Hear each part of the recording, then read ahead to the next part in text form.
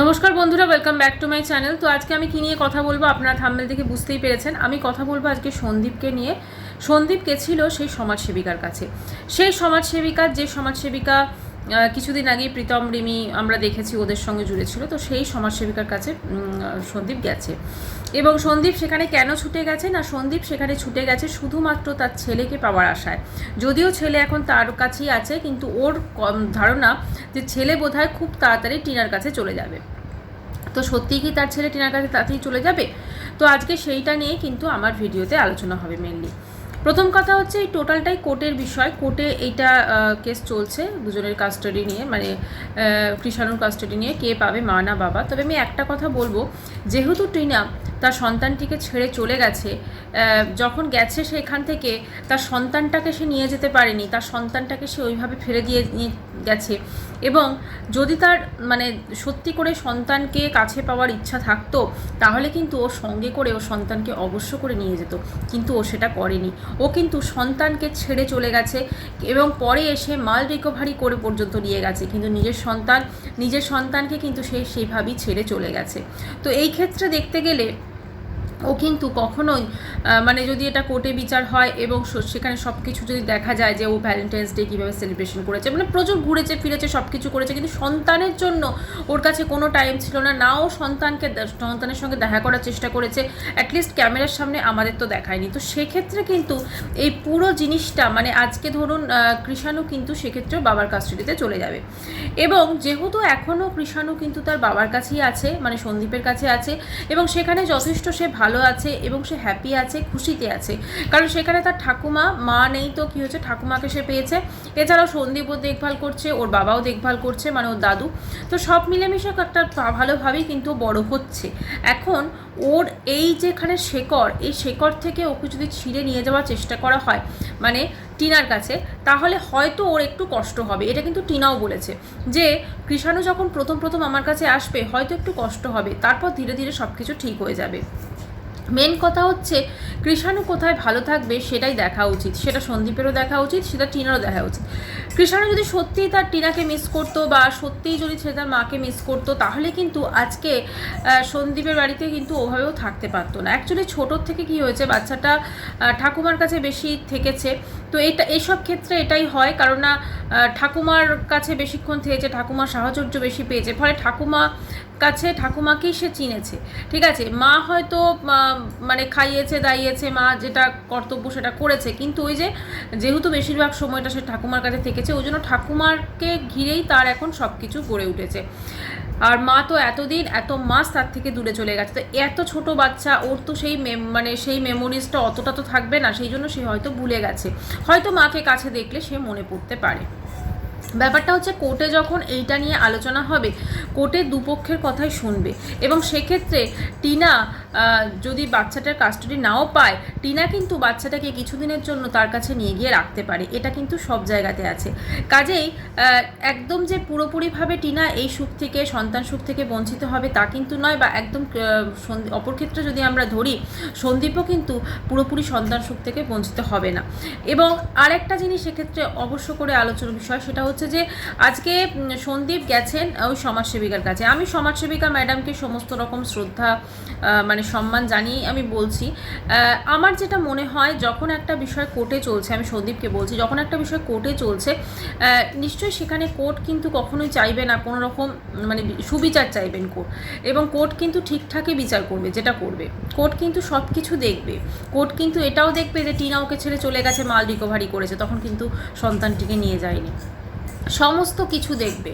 আজকে যদি টিনার সত্যিকারে তার সন্তানটিকে নিয়ে যাওয়ার মানে হতো, সন্তান ছাড়া নর্মালি এক্ষেত্রে কি হয়, আমরা ম্যান্ডি স্যান্ডিকেও দেখেছি যখন ওদের কেসটা চলছিল, ম্যান্ডি কিন্তু যেখানে গেছে জয়ীকে সঙ্গে করে নিয়ে গেছে, জয়ীকে ওই মারিয়ার বাড়িতে থেকেছে, তো সেখানে স্কুলে ভর্তি করেছে, জয়ীর জন্য রান্না খাবার করা, সব টিফিন করা, সব কিছু করেছে। ওর কাছে কিন্তু মেন মানে প্রায়োরিটিটা হয়তো তখন অন্যদিকে চলে গেছিলো, কিন্তু জয়ী ছিল, জয়ীকেও একদম কিন্তু ত্যাগ করেনি, জয়ীকে কিন্তু সঙ্গে সাথে সাথে রেখেছে, তার মেয়েকে, সেই রেসপন্সিবিলিটি কিন্তু ও ভালোভাবে পূরণ করেছে। ঠিক আছে, এবং সেইটার জন্যই কিন্তু আজকে মানে আজকে ধরুন স্যান্ডি ম্যান্ডির সম্পর্কটা কিন্তু জুড়েছে। কাজে এইটা ক্ষেত্রে দেখতে গেলেও হয়তো তাই হতে পারে। আজকে টিনা যদি কৃষাণুর কাস্টাডিটা পায় তাহলে কিন্তু ভবিষ্যতে গিয়ে হয়তো ওরা এক হতে পারে টিনা সন্দীপ, কিন্তু সন্দীপের কাছে থাকলে আমি জানি না টিনা ফিরে আসবে কি আসবে না, সেটা সম্পূর্ণ ভবিষ্যৎ বলবে, সেটা সম্পূর্ণ করবে। কিন্তু টিনা প্রথম থেকে যেহেতু তার সন্তানের প্রতি কোনো রকম দায়িত্ব পালন করেনি, কোনো কিছু করেনি, তাহলে মানে এই কমাসে আমরা তো দেখতে পাইনি অ্যাটলিস্ট, তাহলে এমনকি বেড়াতে গেছে, সবার জন্য গিফট কিনেছে, কিন্তু নিজের সন্তান তার জন্য কিন্তু একটা গিফট কিনতে পারিনি। সবাই কমেন্ট বক্সে কমেন্ট করছে তুমি তোমার ছেলের জন্য কী কিনলে, তুমি তোমার ছেলের জন্য কী কিনলে, ও কিন্তু চুপ।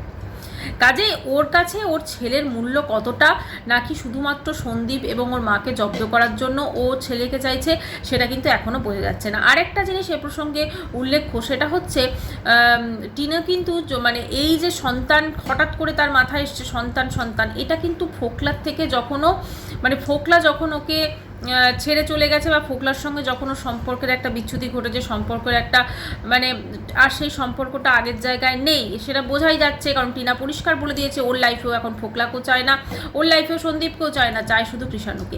তো এদিকে আজকে সমাজসেবিকা ম্যাডাম একটা কথা বললেন যে ডিভোর্সের 3টে সমন পরপর গেছে, তো 3টে সমন যাওয়ার পর তাহলে তো ওটা এক্সপার্টি হয়ে যাওয়ার কথা ছিল, যে 3টে সমন পরপর গিয়ে যদি কেউ প্রেজেন্ট না হতো। যাই হোক, সেটা পরের ব্যাপার, কিন্তু সমন গেলেই তো আর ডিভোর্স হয়ে যাবে না, সেখানে সে আসবে, মেডিয়েশন হবে, কোর্ট সবসময় চেষ্টা করবে যাতে মা বাবা এক থাকে এবং সন্তান একটা আছে।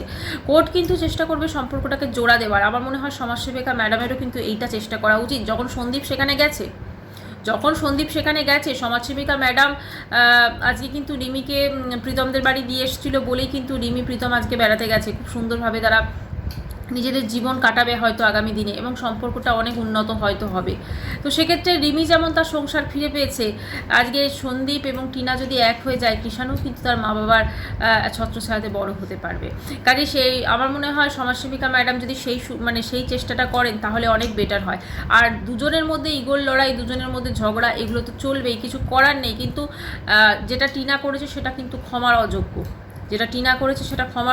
এত বড় পাপ, নিজের সন্তানকে ছেড়ে চলে যাওয়া একটা পরকীয়া সম্পর্কের জন্য, যেটা আমরা শুনেছি সেটা বলছি, আমরা তো সত্যি মিথ্যা জানি না, তাহলে সেটা তো একটা ওয়ান কাইন্ড অফ পাপ। তো সেক্ষেত্রে সে যেটা করেছে তার সত্যি করে কোনো ক্ষমা হয় না। কিন্তু একটা জিনিস তো দেখতে হবে যে কৃষাণুর ভবিষ্যৎটা কিন্তু শুধুমাত্র টিনা সন্দীপ এই দুজনের সাথেই কিন্তু সুন্দরভাবে গড়ে উঠবে।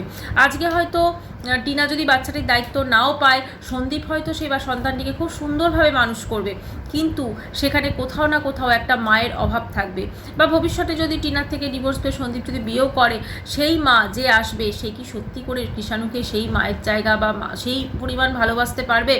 আর কৃষাণুর ঠাকুমা সেও তো একটা সময় তার বয়স হয়ে যাবে, তাকে হয়তো সেই সামলানো বা তার সেই এফার্টটা দেওয়া সম্ভব হবে না, তখন কি হবে? কাজেই সব কিছু ভেবেচিন্তে একটাই তো বলবো যে কৃষাণু টিনা সন্দীপ এক হয়ে যাক। আজকে সন্দীপের কমেন্ট বক্সে অনেকেই কমেন্ট করছে না না টিনাকে একদম ঘরে ঢোকাবে না, গেট লাগিয়ে দাও, তালা দিয়ে রাখো, টিনা যাতে না আসে দেখবে, টিনা যাতে। কিন্তু সত্যি কথা বলতে কি, একটা সম্পর্ক যদি জুড়ে যায়, একটা সংসার যদি জুড়ে যায়, সব থেকে আমার মনে হয় এর থেকে ভালো কিছু হতে পারে না। আর প্রত্যেকটা সম্পর্কেরই কিছু না কিছু অবনতি থাকে, কিন্তু এই সম্পর্কের হয়তো একটা খারাপ দিক ঘটেছে। কিন্তু এটা দেখতে গেলে এটাও দেখতে হবে যে আজকে ওই যে ছেলেটি বা যার জন্য এত কিছু হয়েছিল, যে ঝড়, সেই ফোকলা, সে কিন্তু আজ টিনার লাইফে নেই। কাজে টিনা যদি সত্যিকারে রিয়েলাইজ করে থাকে, আমার মনে হয় টিনার কিন্তু নিজে এসে ক্ষমা চেয়ে সন্দীপের সঙ্গে সব কিছু ঠিকঠাক করে নেওয়া উচিত। এটা কোনো ইগোর লড়াই নয়, কারণ আলটিমেটলি কিন্তু টিনার আজকে মনে হচ্ছে যে ওর বাপের বাড়িতে খুব ভালো আছে, দাদা বৌদি সেখানে ওকে সবসময় খুব ভালো ব্যবহার করছে, ওর মা ওর সঙ্গে। কিন্তু এমন একটা সময় তো আসবে যখন ওই যে শ্বশুর মানে বাপের বাড়িতে পড়ে আছে, সেটা নিয়ে কিন্তু অনেকে অনেক কথা বলবে, সেটা নিয়ে কিন্তু অনেক রকম হয়তো ওকে শুনতে হবে। তখন ওকে এটাও শুনতে হবে যখন ভবিষ্যতে হয়তো বা যে ও দাদা বৌদি যখন কোনো সন্তান আসবে বা কোনো কিছু, তখন সব শুনতে হতে পারে যে ও বাপের বাড়িতে আছে, আর বাপের বাড়িতেও কটা দিন থাকবে। আজকে যদি ও কৃষাণুর কাস্টাডিও পেয়ে যায়, তাহলে কৃষাণুকে নিয়ে গিয়ে কি ওই বাপের বাড়িতেও পড়ে থাকবে? সেখানে ওর কি নিজস্ব কোনো বাড়ি হবে না? ওর কি নিজস্ব একটা যে জায়গা, নিজস্ব সংসার, সেটা কি হবে না?